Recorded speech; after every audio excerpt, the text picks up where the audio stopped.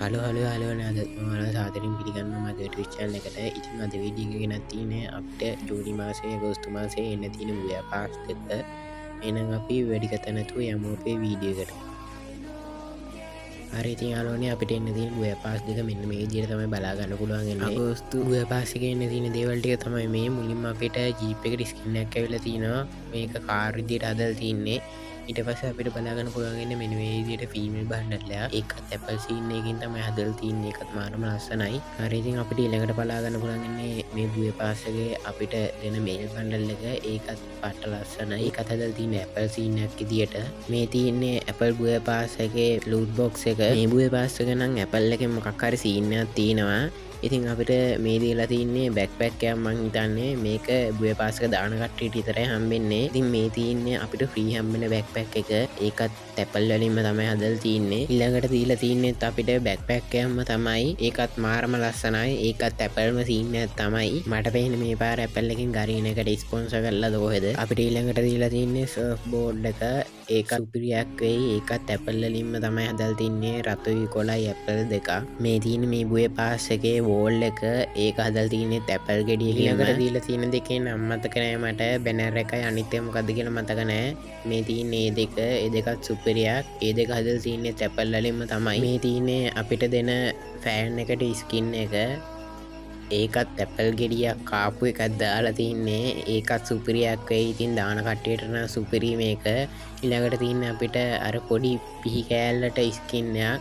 එකන ෆ්‍රීදෙයිත් දන්නේ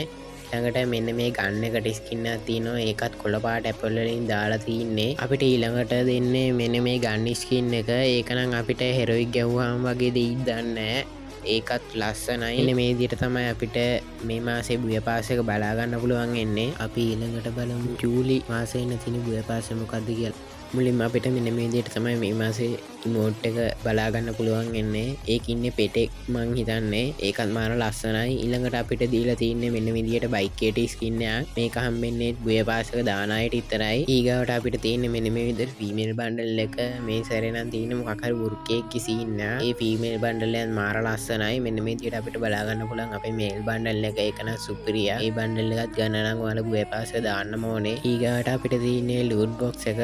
මේකන ප්‍රී හම්බේ සමහරට ඒක තුර්කේක්ගේ මුණත් තමයි දාලා තියන්නේ එන්න මේ විදියට බැක්පැක් ඇද්ද කොහෙද මේක